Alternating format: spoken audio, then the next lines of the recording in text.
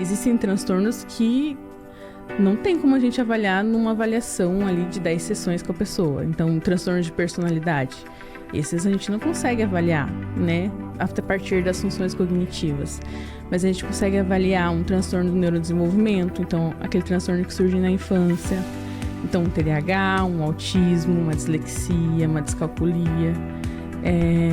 E comorbidades que surgem junto. Diferenciar uma ansiedade de uma possibilidade de um TDAH, o quanto uma depressão pode afetar a sua atenção, né? E o quanto isso impacta na sua vida e o quanto você precisa de suporte. E isso vai definir o grau.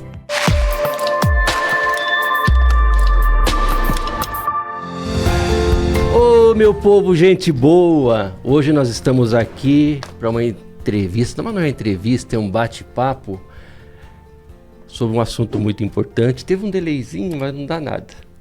Neurodivergência. Nós estamos aqui com uma neuropsicóloga, posso chamá-la assim, Gabriele, que vai trazer pra gente, se apresente pro povo. Olá!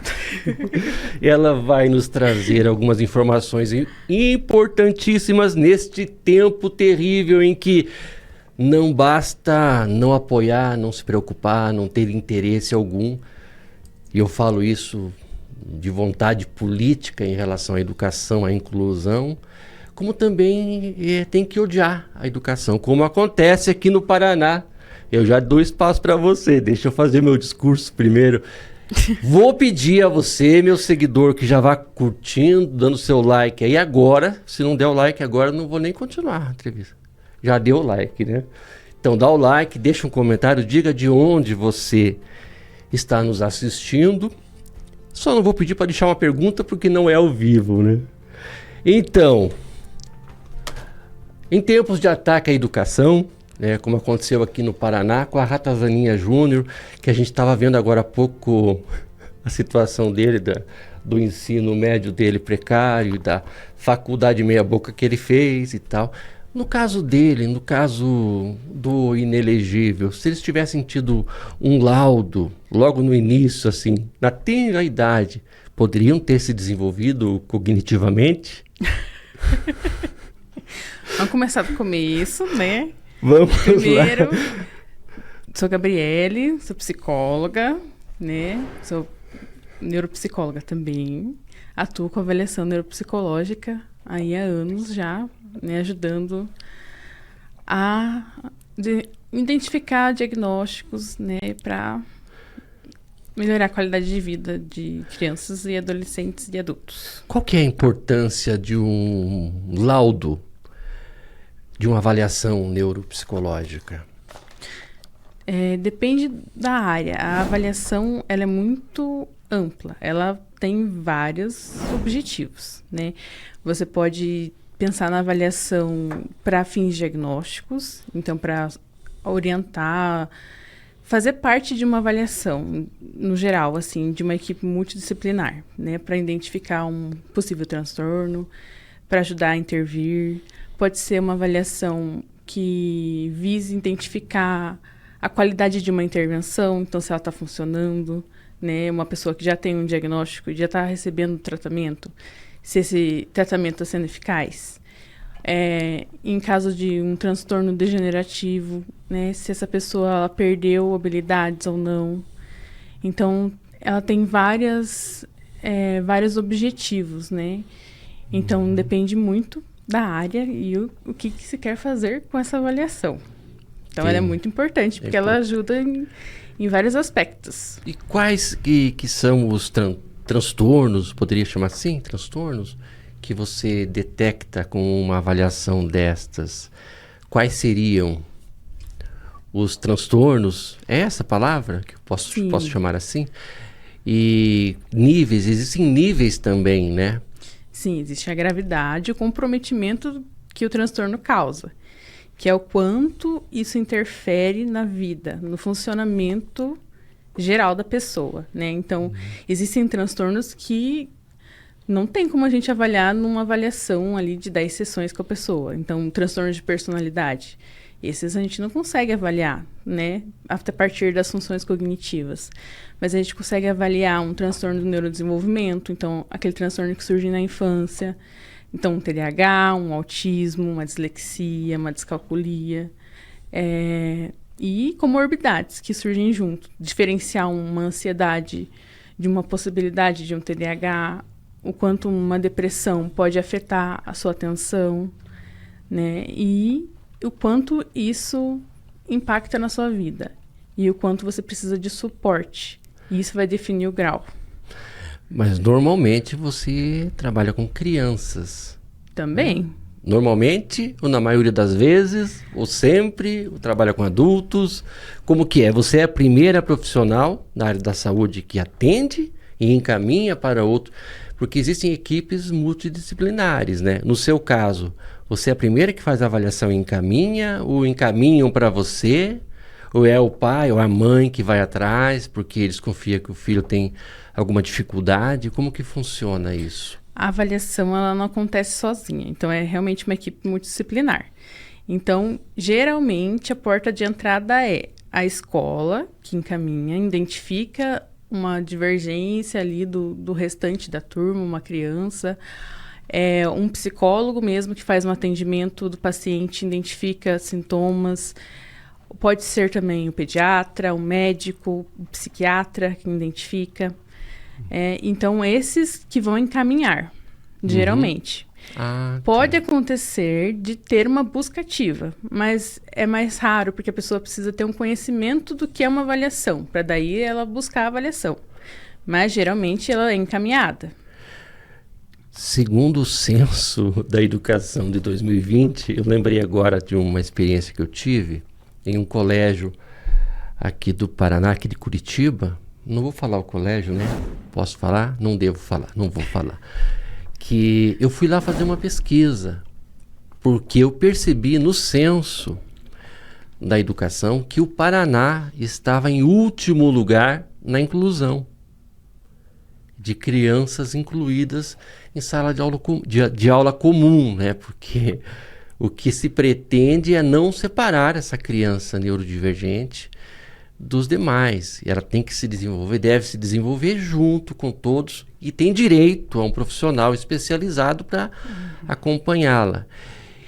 E aí eu questionei a professora que me concedeu a entrevista por que o Paraná estava em último lugar. Nos primeiros anos, no ensino médio e no ensino superior, já eles estão mais incluídos, né?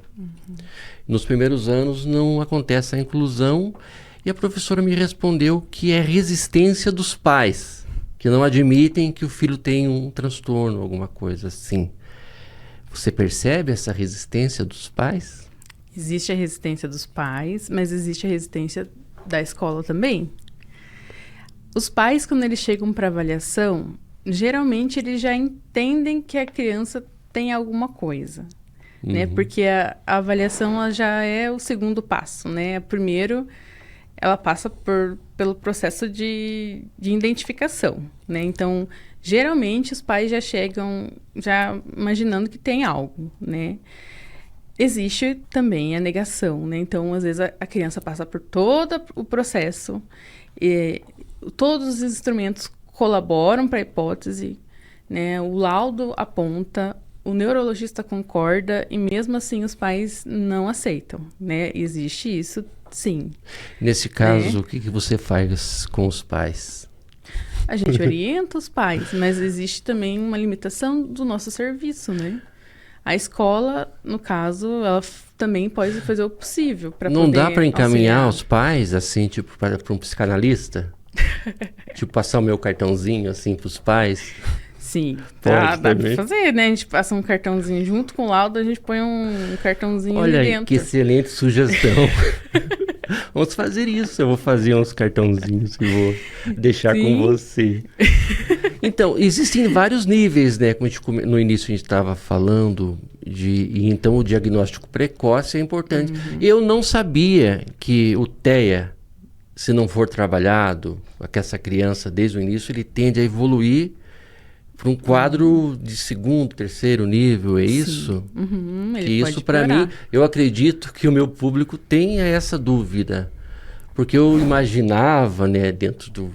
que não é a minha área, que uma pessoa que não recebeu o estímulo adequado em função de um diagnóstico precoce não se desenvolvesse dentro do que se espera, com acompanhamento dos vários profissionais a partir de um laudo, né? Sim. E não, tem a situação de agravamento. Você pode falar um pouco sobre isso? Sim, na verdade, nada no laudo ele é cristalizado, né? Então, tudo é dinâmico, incluindo o grau, a gravidade, né? Então, é comum que o grau se intensifique principalmente por conta das comorbidades. Então, um transtorno não tratado, não só o autismo, né? Um transtorno que não é tratado, ele tende a se intensificar. Então, ele pode mudar o grau. Então, um autismo de nível 1 pode ir para o nível 2 e assim vice-versa, né? O nível 3 pode descer para o nível 2, né? Depende da estimulação, do tratamento, das intervenções. Existe O inverso é verdadeiro também, então. Sim, existe a possibilidade. Quanto mais se tem a estimulação, o acompanhamento, melhor se desenvolve a pessoa, né? E isso vale tanto para crianças quanto para adultos. Qual que seria o transtorno que mais compromete a socialização e o desenvolvimento psicomotor, emocional da criança? Qual que seria o transtorno que mais compromete? Tem? Na Existe? infância, eu acredito que seria um conjunto de transtornos, né? Um transtorno só, ele tem suas peculiaridades. Mas todos os transtornos têm as suas particularidades, mas eu acho que o que agrava mais são o conjunto deles, né? Então, pensando numa deficiência intelectual, vai ter uma limitação geral de funcionamento em todas as áreas, né? Agora, uma deficiência intelectual junto com o autismo, aí tem um agravamento ainda maior. E você consegue diagnosticar tudo isso? Perceber o transtorno, a comorbidade, o conjunto do... Como você disse agora, você tem como fazer essa avaliação? Vendo o teu peixe também. Tem como fazer a avaliação, sim, mas ela é uma avaliação conjunta, né? Sim. E muitas vezes as comorbidades elas são mais perceptíveis do que o transtorno principal. Então, muitas vezes a pessoa ela é diagnosticada com um transtorno só. E ela trata aquele transtorno e surge a hipótese do outro, sabe? Muitas vezes a pessoa não sai com 2 diagnósticos de uma vez só, sabe? Pode acontecer, mas depende muito da gravidade do transtorno que ela tem, sabe? Entendi. Eu vou fazer assim um exemplo bem bem simples, simplificado. Uma febre, né, é outra coisa. Uma febre, um conjunto de sintomas pode indicar vários tipos de doença, né? No caso do neurodivergente, isso acontece também? Sim, acontece. Um sintoma significa mais de um transtorno. E aquela pessoa que se vê lá no Google lá alguns sintomas e olha aquilo, mas é igualzinho, tipo um horóscopo. Bateu certinho com o meu signo. Ela pode sair por aí falando, eu tenho TDAH. Pode ou não? Olha, poder, né? Não, mas pode. Ela pode se enganar redondamente. Uma dessas ela é só um geminiano e acha que tem transtorno. Ela pode isso, e ela pode, inclusive, manipular uma avaliação, né? Por isso que é importante a análise clínica. Nossa, é muito importante. O avaliador tá treinado para essas coisas. Falar com pessoas que convivem com essa pessoa, sabe? Para identificar isso. Se é um sintoma ou se é uma característica que a pessoa adquiriu, sabe? Você acha que a terceirização da educação, que a Ratazaninha Júnior promoveu aqui no Paraná, pelo fato de ele ter muito ódio da educação por não ter estudado, ele tinha dificuldade, que ele não fez, né, um devido estímulo, você acha que vai melhorar essa parte da inclusão? Porque aí lembre-se que tem que ter um profissional especializado da educação especial junto na sala de aula da educação com todos eles para dar àquele aluno que tem uma certa dificuldade o apoio que ele precisa para que se estabeleça a equidade, né? Todos tenham as mesmas condições de chegar juntos no mesmo lugar. Você acha que uma educação terceirizada vai se preocupar com isso? Não é da sua área, mas é para as pessoas também se perguntarem, será? Você viu que, acho que você não viu, não é obrigado a saber, mas o governador de São Paulo, aquele que pegou fogo na cara e apagaram com uma Havaiana, credo que feio que eu falei agora, ele fez um decreto, e o decreto dele era que os pais teriam que pagar o acompanhante do aluno especial na sala de aula, porque ele não colocaria um professor da educação especial junto, como prevê as diretrizes de base da educação, que são baseadas em documentos internacionais, das metas da ONU, né, dos objetivos Desenvolvimento sustentável, as metas da ONU. E tudo que diz respeito aos acordos que o Brasil tem, né, por ser signatário da ONU. E ele, por decreto, resolveu que os pais teriam que bancar o professor na sala de aula de uma medida totalmente contra o que se prevê a Constituição, né? É um atraso, não é? Você vê como é que é feito o acompanhamento hoje em dia, com os profissionais fornecidos? Não. Como que é? Pelo que eu conheço, que eu já fui estagiária já da prefeitura, né? Geralmente, né, são estagiários, né, de psicologia, de pedagogia, que são esse suporte em sala de aula, né, que são o serviço que a prefeitura fornece a essas crianças de inclusão em sala de aula. E eu posso dizer por mim que naquela época eu não estava preparada para acompanhar aquela criança. Não só eu não estava preparada, como a professora que estava em sala de aula junto comigo não estava preparada para dar aquele suporte. Nem para mim, nem para a criança. Então, em tese, havia um profissional acompanhando, mas na prática era uma pessoa estagiando que não estava preparada. E como que segura esse abacaxi daí? A inclusão... Não acontece. Não acontece. E aí é só uma exclusão em sala de aula. Então, ao que me parece, porque eu fui no colégio e fiz essa pergunta. Uma professora que designaram ali para me atender. Fiquei lá insistindo até que alguém veio e me atendeu. E ela disse que o maior problema da falta de inclusão nos primeiros anos, que é a situação do Paraná, que está em primeiro lugar.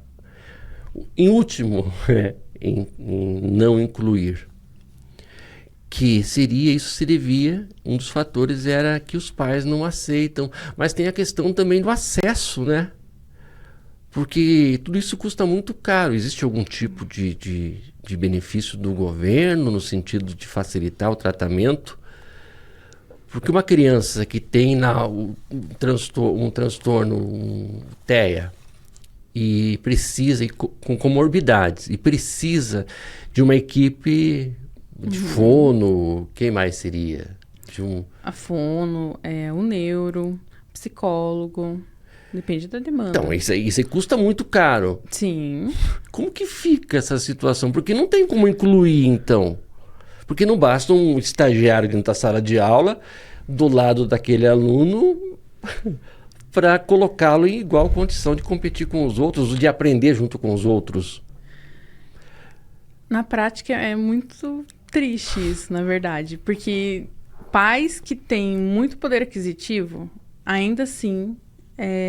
sofrem com isso, sabe?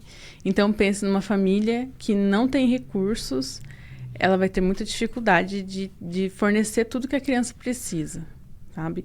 E os neuros, né, quando eles fazem lá o laudo, eles sugerem lá 3 sessões de psicoterapia ABA por semana, 2 sessões de fono por semana. Então, é uma carga de terapias semanais que são muito pesadas. E que, pelo Sistema Único de Saúde, é muito difícil de conseguir ter essa carga, sabe?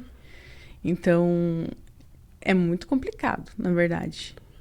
A criança acaba ficando sem esse suporte. Então, quanto maior o prejuízo que a criança tem no nível de suporte, ela acaba ficando sem suporte, muitas vezes. Em média, quantos por cento assim, da população desenvolve algum tipo de transtorno? Você tem tem uma ideia? Números estatísticos. Olha, todo mundo tem alguma coisa. Eu tenho. Eu também. Eu tenho. Eu descobri que eu tinha TDAH com 40 anos. Que eu fui no médico e o médico falou assim, não, você não é normal. Isso eu já sabia, né? Mas ele fez lá um teste e tal. Aí, claro que eu fui encaminhado para fazer, né, acompanhamento e tal. Mas foi libertador para mim quando eu soube que eu tinha o TDAH. Porque até então eu me sentia um alienígena. Né? E com 40 anos eu nasci de novo, daí, porque daí eu sabia do meu transtorno. E eu estou estudando hoje, eu tenho direito a alguma coisa? Claro que TDAH não chega a ser um problema sério, a menos que haja alguma comorbidade, né? TDAH... Por lei, não. Não tem nenhum direito. Como assim? Porque não se enquadra... porque o autismo, por exemplo... É que eu não estou gostando das provas que tem pegadinha. Então, dá olha, uma canseira, dá uma canseira isso. Sim. Mas aí não é uma questão de lei, de legislação. Você pode, por exemplo... Eu acho que eu vi alguma coisa. Tá, então, fala. O que você pode ter você pode solicitar para o seu psiquiatra que ele faça alguma documentação solicitando um recurso para você ter uma inclusão. Mas eu li, não sei se foram em sites oficiais, né, numa pesquisa rápida que eu fiz hoje, Diga. Que eu teria direito a um tempo maior, a uma sala reservada para não ter ruído, né, daqueles bagunceiros. Isso aí é a lei da inclusão. Então é um direito. Sim, agora sim. Direito de exigir prova oral, parte dela. Adaptação de currículo. Então eu tenho direito. Tem direito. Mas e se eu só tiro 10? Como é que eu faço daí? Aí que entra a resistência da escola. Porque a escola, por exemplo, um aluno de inclusão que vai muito bem nas aulas. A escola às vezes tem muita resistência em fazer adaptação curricular se ele está indo, entre muitas aspas, bem na disciplina. Porque eles entendem que ele não precisa. Que ele não precisa. Mas até que ponto... O quanto ela está gastando para estar indo bem? Ela está gastando o mesmo tanto de energia que a outra criança está gastando para estar tirando a mesma nota? Sim. Então, aí a escola muitas vezes tem resistência. Porque ela entende que se ela não está tendo prejuízo, tem muitas aspas, né? Mas as energias vão todas, né? Sim. Eu mesmo vou começar a gravar o podcast aqui, vou falar com o Gustavo para gravar de manhã. E de manhã eu tô com mais energia. Agora eu já tô só o pó da gaita aqui. Se não fosse a maquiagem que me fizeram quando eu saí de casa, eu não sei o que seria de mim. Então, e superdotação, seria essa a palavra? Aquela criança, como que funciona? Porque tem prejuízo também? Tem aquela criança prejuízo superdotada. Como que trata? Como que é isso? Porque já existe aquela carnavalização, não, aquela romantização do autismo. Aquela crença de que todo autista é um gêniozinho. E aí? As altas habilidades e superdotação... Todo autista é um gêniozinho? Não. Gêniozinho é complicado. O gêniozinho é difícil de lidar, né? O gêniozinho é difícil, né? Sim, então... as altas habilidades, ela não se enquadra como um transtorno, porque não, né, teoricamente não é uma perda cognitiva. A pessoa tem um desempenho cognitivo superior. Sim. Né? Então, ela pode ter uma área que ela se desenvolve muito bem, ou um funcionamento geral que é superior em todas as áreas. Então, tem vários tipos, né, de identificação de altas habilidades. Ele não é completo, ele é super desenvolvido, super habilidoso, é uma habilidade, né? Sim. Em algumas áreas, não em todas. Exatamente. Tem o altas habilidades acadêmico, que é aquele que aprende com muita facilidade, estuda, memoriza muito fácil. E tem o altas habilidades criativo, que é aquela criança que não se enquadra nos padrões tradicionais de ensino, que cria, que inova, que é muito criativo. Tem esses duas vertentes das altas habilidades, né? E eles são crianças que também precisam de inclusão, né? Porque elas precisam de um currículo diferente dentro de sala de aula. Inclusão, como que seria essa inclusão? Só para o público entender, meu público entender. Pensa que uma criança que tem altas habilidades, ela vai ter muitos prejuízos também. Porque, uma criança que tem uma inteligência dentro da média, ela vai fazer 10 exercícios de matemática para aprender o conteúdo. Sim. A criança com altas habilidades faz 2, ela já entendeu. Ela fica entediada. Ela não vai precisar fazer tudo. E ela vai ficar entediada, ela vai se desmotivar com a matéria. E aí gera um comportamento de desmotivação geral com a matéria. Não quer ir para a escola, não quer... E aí gera aquele comportamento parecido com um opositor, né? E começa a gerar transtorno em sala de aula. Qual seria, como assim, o comportamento opositor? Ela fica entediada. Então, ela não vai ficar parada, sentada, fazendo a lição, se ela não tem mas aí é porque ela é ali. mal educada, não é? Não. Eu estou radicalizando só para... Ela precisa de mais estimulação. Ela precisa de um currículo que acompanhe as mas habilidades o dela. bagunceiro não é porque é mal educado? Mas tem que ver o que é esse bagunceiro, né? O que é? Por que ele faz a bagunça? Não, porque o senso comum vê como aquele que não tem educação. Ele não consegue ficar parado. Por que não cola o traseiro na cadeira? Amarra ele. Não, porque a gente está falando em retrocesso na Sim. educação, né? O tempo todo. Militarização da educação, que é disciplina. Sentar, obedecer, respeitar a autoridade vertical. E aí, como que fica? Você já tratou crianças que são desses tipos de método pedagógico militarizado, assim, ou não? Olha, já tive crianças que não atingiam o que se esperava dentro dessas escolas. E aí... Interessante. É. E aí, qual que era a demanda, na verdade? A demanda era investigação de transtorno de aprendizagem. Sim. Eles Porque também levam a sério isso, então. ela não atingia as notas, as pontuações. Sim. E aí, investigando, ela tinha crises de ansiedade durante as provas, porque ela não atingia o esperado. E aí, ela tinha queda de desempenho. Mas você falou sobre... Sim, entendi. Mas o desempenho que se mede por meio de prova. Porque essa coisa também de avaliação, ela é muito desigual, né? Porque trata todo mundo igual, né? E mesmo as crianças que não têm nenhum tipo de transtorno de aprendizagem, elas são diferentes. Você disse das super habilidades, né? Que aquela criança tem facilidade para algumas coisas, mas no geral, em menor escala, todo mundo tem facilidade com algumas coisas. E aí, você reprova um aluno porque ele é péssimo em matemática? Mesmo que ele não tenha descalculia, né? Que eu desconfio que eu devia ter.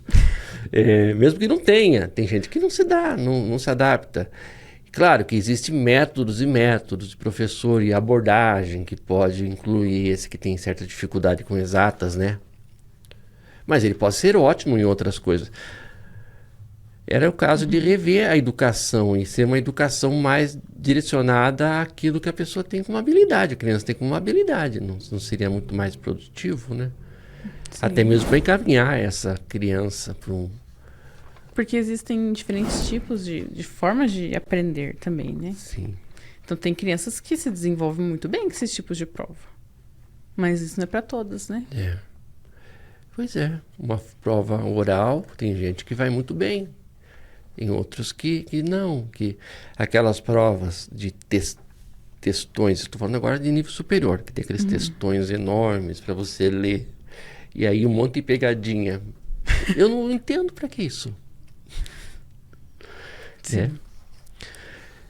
Eu começo a desconfiar que tem uns caras aí que não adianta, não tinha como ajudar eles a se desenvolver, né? Tratando desses que odeiam. E esse pessoal que odeia a educação, eles têm raiva da educação, por que será?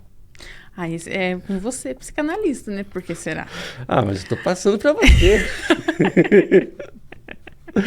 Eu avalio, mas aí eu avalio o aspecto cognitivo. E aí, isso daí é trauma do passado. Eu tive acesso à educação superior muito tardiamente, né? Porque a minha geração não se valorizava, em especial aqui no Paraná, não se valorizava a educação.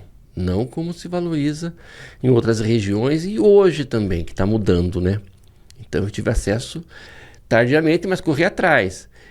E eu vejo que tem muita gente que não teve acesso e passou a ter uma certa aversão pela educação. Não seria o caso dessas ratazaninhas que atacam assim tão rasteiramente, sorrateiramente, tão covardemente a educação? Eu estou muito indignado. Por quê? Porque é uma das minhas paixões, sabe? Sim. A educação. E aí eu vejo que tá assim, sabe? O ataque rasteiro aos professores, principalmente, né? Sim.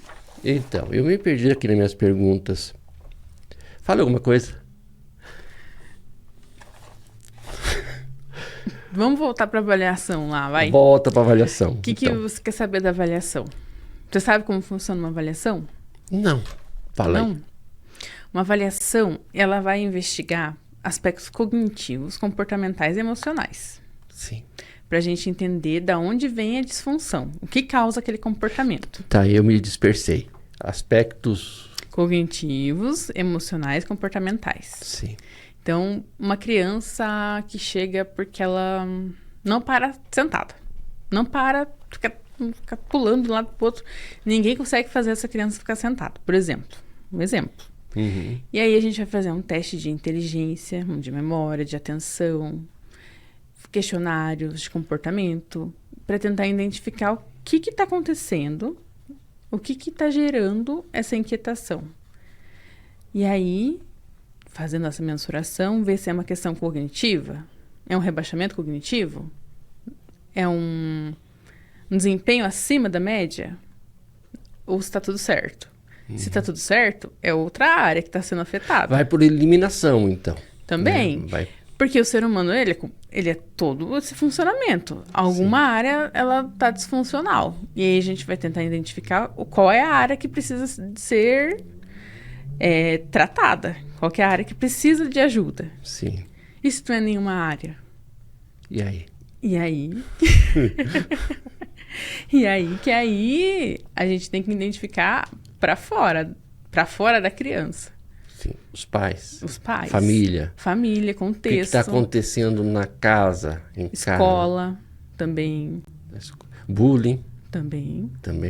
É bem complexo, né? Sim, tudo isso faz parte. É difícil, né?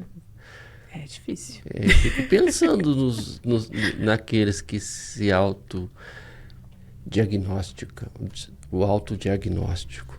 O que acontece? A pessoa vai lá no Google e se identifica. Sim. Uhum. Então, e aí, quando é os pais? Isso normalmente é na escola que observa esse comportamento diferente, né? Também. Às vezes a escola não identifica. Às vezes é uma demanda da família. Depressão infantil? Tem? Existe? Tem, existe. Muito frequente? Mas a depressão, ela se desenvolve a partir de alguma outra coisa, de alguma situação? Ou é só um desequilíbrio mesmo de serotonina? A depressão infantil geralmente está associada ao contexto. Pelo menos eu, na minha prática, eu nunca vi a depressão ser uma comorbidade de um outro transtorno, sabe? A depressão como um transtorno principal, assim, geralmente é um contexto familiar, social, um contexto escolar. Acontece ter aquela criança que tinha um desempenho normal até certo ponto, era uma criança que não demonstrava, não apresentava nenhum tipo de dificuldade de socioemocional, sei lá, de qualquer natureza, e de repente declina. Começa a ficar fechada em si mesma, não participa mais das atividades. E esse tipo de situação já chegou para você? Já chegou, E já. o que você percebeu em situações como esta? Ai, cada caso é um caso, né? Mas um caso bem escabroso. Às vezes, olha, vamos pensar, tem um caso específico, mas nem sempre é dessa forma. Nesse caso, era um grau de autismo. E como ele sempre estudou nessa escola desde maternal, e aí ele foi se desenvolvendo, ficou lá até os 7 anos, então ele era um ambiente que lhe proporcionava muito acolhimento. Sim. Quando passa para o fundamental, muda tudo. E aí começam os problemas. E aí essa criança muda totalmente. Nesse caso, era um autismo que não aparecia porque não tinha, ela não tinha que passar por um enfrentamento, sabe? Não tinha situações que tiravam ela que descompensavam ela. Mas a criança também encontra meios, né? Alternativas para compensar dificuldades. Eu vi uma professora falando de uma aluna que ela não prestava atenção e teve todo tipo de diagnóstico dentro da sala de aula. Os professores têm experiência, têm feeling, né? Porque é TDAH, porque e tal. E ela foi para uma avaliação. E na avaliação, no primeiro momento, a pessoa que estava avaliando percebeu que ela tinha problema de audição. E ela já estava com 7 anos. E ninguém percebeu que ela tinha problema de audição. Achavam que ela estava distraída. E porque ela encontrou mecanismos de interação compensando aquilo que ela não ouvia. E a própria mãe não sabia. Acontece? Sim. Acontece muito. Acontece diagnóstico errado também por causa dessas questões. Então, mas eu fiquei assim espantado. Ela não ouvia. Tem a questão da surdez. A surdez é mais difícil de passar despercebido. Mas também tem o TPAC, né? Que é o transtorno do processamento auditivo central. Que no caso não é uma surdez. Mas a criança, ela ouve embaralhado. Ela não ouve certo. Ela confunde o que ela ouve. Isso também é muito confundido com TDAH. Às vezes pode vir junto com TDAH, mas seria uma audição imatura, sabe? Eu lembrei de mim, de uma situação. Eu fiz vários exames de audiometria porque eu pensava que eu tinha algum problema de audição. Porque às vezes as pessoas falavam algumas besteiras perto de mim e eu não ouvia, nunca ouvia. O João ouviu, né? As meninas ali falando as coisas. E eu nunca ouvia. Né? E eu tinha dúvidas de que eu tivesse um problema de audição. Eu ia lá, fazia os exames e a minha audição é absolutamente normal. Mas eu não ouvia. É falta de atenção mesmo. Né? No seu caso, sim. Mas como assim? Como assim você não ouve? Né? Você desliga a parte da audição. Você está ouvindo, mas não está ouvindo. É a desatenção. Sim. Mas por isso que é importante fazer os exames de audição também, né? Sim. Para poder descartar essa opção. Eu fiz, né? Mas eu não tinha os recursos que existem hoje. Porque no meu tempo era preguiça, o nome que se dava àquela criança distraída. Tem o negócio de se fazer de surdo também. Sabe? Está se fazendo de surdo. E às vezes um tapão não resolvia. No meu caso não resolveu, sabe? Mas era este o tipo o comportamento dos pais, né, em relação aos filhos, né? E aquela criança muito inteligente, normalmente os pais não aceitam que tem, porque existe muito preconceito também, né, em relação aos transtornos. Dislexia, descalculia. Descalculia eu fiquei sabendo há muito pouco tempo que era um transtorno, né? Tem muitos casos assim. Como que faz com uma criança que tem descalculia? Que tipo de tratamento você faz? Você esquece a área de exatas? Diz assim, não, vai para outra área. Olha, a parte da descalculia agora tá um pouco mais complexa de ser avaliada por causa da pandemia que teve, né? Então, existe a defasagem escolar. Mas o que tem a pandemia? A defasagem. Sim, existe a defasagem, né? Que, ensino à distância. sim, foi praticamente 2 anos que as crianças não estudaram. Então, existe o esperado. Crianças que foram alfabetizadas durante a pandemia, é normal que elas tenham atraso, por exemplo, para aprender a ler e escrever. Sim. Sabe? Então, isso é muito levado em consideração na hora de avaliar. Então, tem o transtorno específico da aprendizagem, que é a dislexia, descalculia e disgrafia, né? Que são os 3 que estão dentro do transtorno específico da aprendizagem. Que era tudo uma coisa só antes, não era? É uma coisa só. Era, mas se divide, subgrupos. Isso, não se usa mais disgrafia, nem descalculia, nem dislexia. É tudo transtorno específico da aprendizagem. Ah, transtorno específico da Isso. aprendizagem. Agora é esse o nome para tudo. E aí coloca lá, né, com dificuldade na matemática, com dificuldade na escrita, com dificuldade na leitura. Isso não exige muita... É perceptível de cara, né? Porque a criança vai lá porque está tendo dificuldade, né? E Sim. aí? E aí a gente tem que investigar se é uma dificuldade, se é uma defasagem, se é uma falta de estimulação. Tem aquela criança que é hiperestimulada, que não desenvolve de jeito nenhum. Ela faz reforço, a escola se compromete. Contraturno. E ela continua espelhando a letrinha e não desenvolve de jeito nenhum. E tem aquela criança que não tem suporte nenhum. Os pais trabalham o dia inteiro, ela chega em casa, ela não faz a lição. Ela não tem empenho com os estudos, a escola também não liga muito. E aí, essa criança tem uma dislexia, tem uma disgrafia, ou ela só não está sendo estimulada, não tá fazendo o esperado, sabe? Nossa, complexo, né? Estímulo. Sim. Pode ser só falta de estímulo. Pode ser só falta de estímulo. Estímulo em casa. Estímulo. O estímulo de um professor que tem essa sensibilidade de perceber que aquela criança precisa de um atendimento especial, de uma atenção especial. E caso de problema em casa, de relacionamento dos pais, violência, tem muito isso, violência doméstica. Isso tudo vai implicar no desempenho escolar. E aí? Já viveu situação de que a criança estava vivendo um problema em casa? Sim. De violência? De que tipo de violência? Na verdade, já teve adultos. Imagine você ter 30 anos e receber um diagnóstico de dislexia. Como é que você passa 30 anos sem desconfiar que tem dislexia? Porque quando você era criança, seus pais não ligavam para a educação.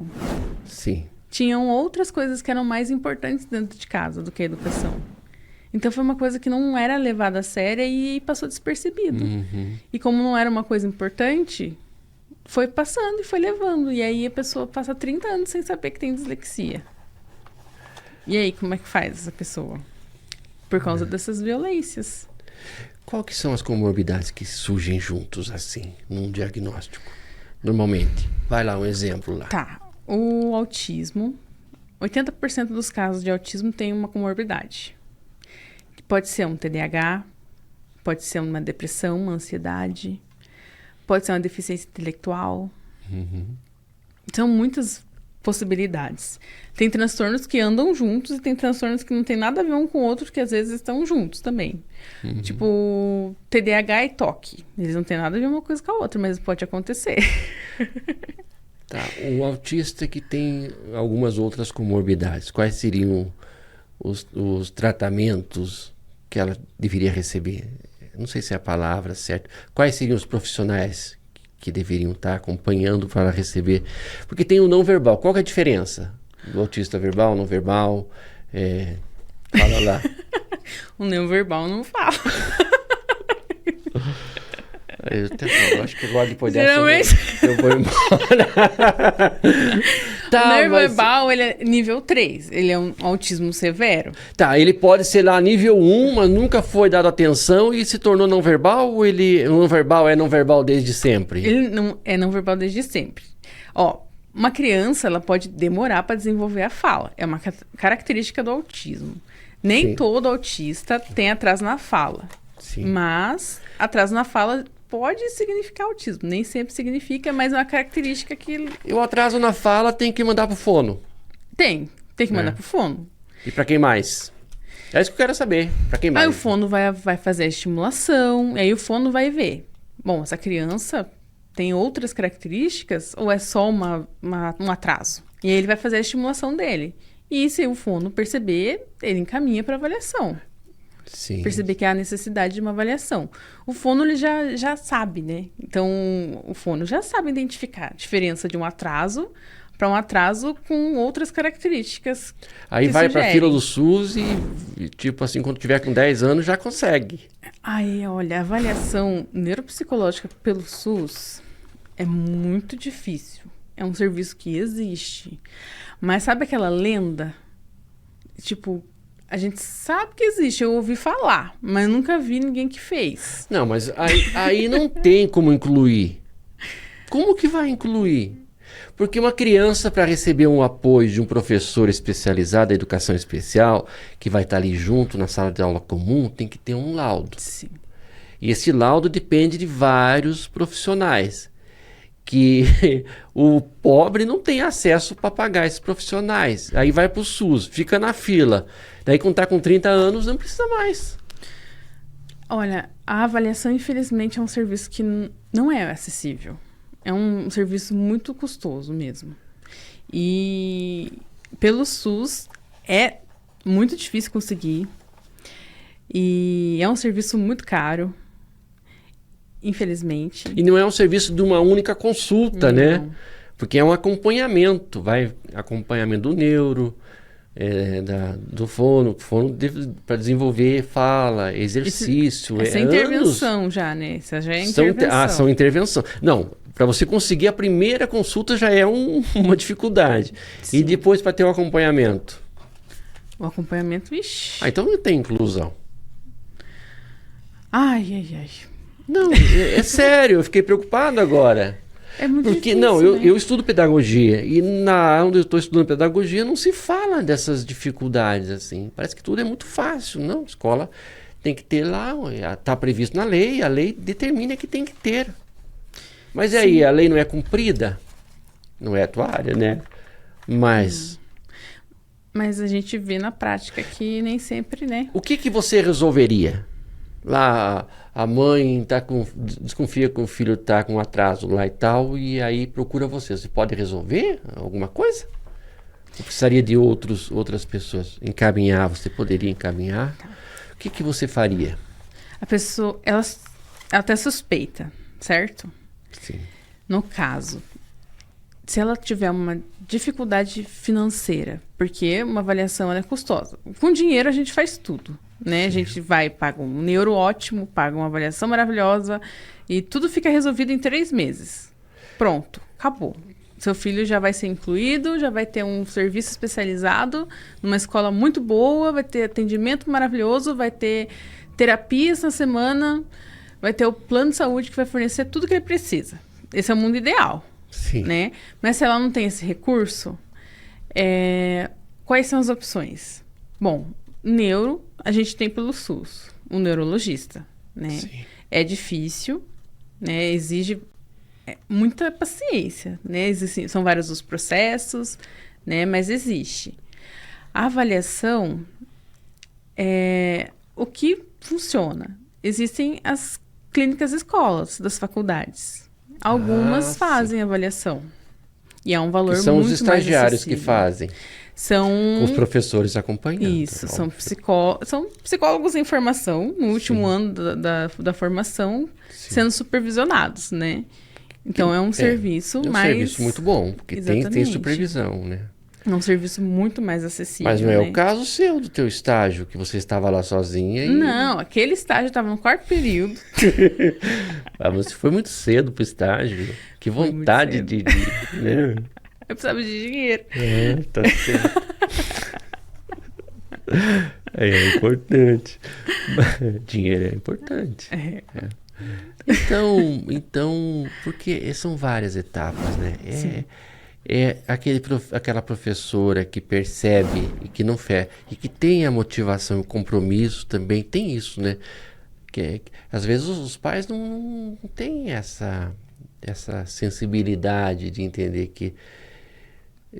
que precisa desse estímulo e tudo, né? Aí vai para a sala de aula e a professora lá do jardim, lá dos primeiros, percebe uma postura diferente, um jeito de ficar mais afastado, socialização. Quais que seriam, o que as professoras percebem nas crianças que dão aquele alerta tipo para a mãe? Olha, é um dever da escola também perceber, né? Porque, querendo ou não, faz parte da aldeia que cria criança, a professora faz parte, né? Sim. Então, um comportamento atípico, uma irritabilidade, ou uma criança que se estressa muito fácil, uma criança que faz as coisas com muita facilidade, uma criança muito sensível, uma criança muito triste, uma criança muito aérea, uma criança muito falante. São várias questões, né? Mas, claro, que nada disso funciona sozinho, né? Então, ter um olhar sensível, mas também não sair patologizando tudo, né? Que não cabe a professora diagnosticar, né? Sim. Sair dali já com o laudo. É ter um olhar atento, né? Ter um olhar sensível. Sim. Mas também não sair, né? Essa criança aí tem, né? Sair desesperada, botando rótulo nas crianças. É que tem ferramentas para identificar. Lá no nível, lá dentro da sala de aula, o pedagogo, a pedagoga, a professora já tem algum tipo de recurso já para trabalhar um pouco ali, né? Já aquilo que... Mas em caminho, normalmente em caminho, as crianças, né? Sim. E aí as mães não levam a sério, levam, né? Depende, né? Tem mães que levam, tem mães que não levam. Mas e para as mães que têm um filho que tem um comportamento desses que você citou aí, né? O que você aconselha? Bom, estudar sobre, buscar um especialista, né? Mãe, estudar sobre. Sim. Importante. Eu percebo que as mães de autistas geralmente são meio que especialistas no assunto, né? São. As mais, que sabem tudo sobre o assunto, né? Isso é importante. Elas são, é muito importante, sim. Elas são, porque são muitas coisas, né? O autismo é um espectro, né? Então são muitas coisas para se saber, então elas são. E isso é maravilhoso, né? Devia ser assim com todos os transtornos, na verdade. Sim. As mães de autista, elas são super mães, eu diria, porque não é fácil, né, lidar, porque é uma luta diária, né? Luta com médicos, luta com a escola, luta com as leis, é o tempo inteiro lutando. Nem né? sempre o companheiro ajuda também. Que Sim. é uma luta das mães, né? É uma Sim. luta das mães. Sim. Legal. Então, você aconselha essas mães a estudar o assunto e o que mais que elas podem fazer? Porque é urgente, né? Sim. Tem que desenvolver, tem que trabalhar. É urgente. Aí. Buscar um profissional de saúde, né? Nem que seja num postinho de saúde, buscar um pediatra, né? Relatar as suas preocupações. E aí é obrigação desse especialista orientar e passar o que ela deve ou não se preocupar, né? Orientá-la sobre os próximos passos. Perfeito. Você quer falar alguma coisa? De vender teu peixe, anunciar suas redes sociais? Minhas redes sociais. Você atende? Atendo. Até mesmo para dar um primeiro direcionamento, você pode fazer isso, né? Pode. Faço. Uhum. Então, fala aí. Eu atendo em São José dos Pinhais, no Paraná, em Curitiba também. Faço avaliação de crianças e adultos, né? Alguns adolescentes, né? Mas gosto mais de crianças e adultos. Uhum. Né? Minhas redes sociais, não utilizo muito, mas estão lá minhas redes sociais. Vai usar agora. Agora eu vou... Porque lá tem meu WhatsApp, então o WhatsApp eu uso. Uso até demais o É WhatsApp. fácil te achar no Instagram?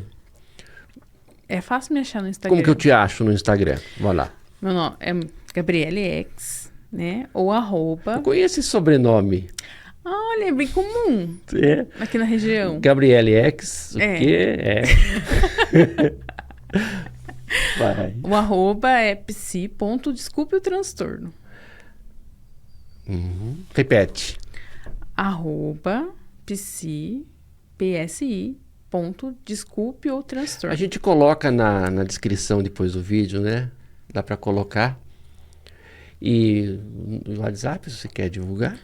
O WhatsApp é 41 996542148. Depois você me dá os royalties. Não é royalties, né? Então é isso. Então é isso. Eu acho que foi muito bom, né? Foi legal. Você acha que foi bom? Nosso bate-papo foi legal. Foi, Eu né? acho que foi legal também. O pessoal que tá aqui nem dormiu, né? Né? Dormiram? Sentiu Não dormiram? Então, é isso, gente. Eu quero agradecer aí a presença do pessoal que nos acompanhou hoje. Eu tenho certeza que vai chover comentários de pessoas que vivem essa experiência. Você fica à vontade para comentar qual é a situação que você vive no seu dia a dia, a sua experiência pessoal, tanto do seu transtorno, desculpe o transtorno, quanto de situações que você viu e da sua luta com o seu filho, com a sua filha, né? É isso. Obrigado, quero agradecer a Gabriele X. Obrigada. Que se prontificou a vir aqui, né? E para bater esse bate-papo com a gente. E é isso. Um grande abraço e até a próxima. Até.